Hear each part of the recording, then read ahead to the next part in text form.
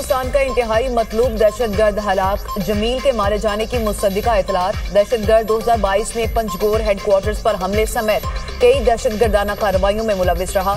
Security forces की फितनाल खारिज के खिलाफ बड़ी कामयाबी। अफगान सूबे पतिका में दहशतगर्द ठिकानों पर टारगेटेड कार्रवाई। खारजी गुल बहादुर ग्रुप के 70 से ज्यादा दहशतगर्द जहन्नुम वासिल।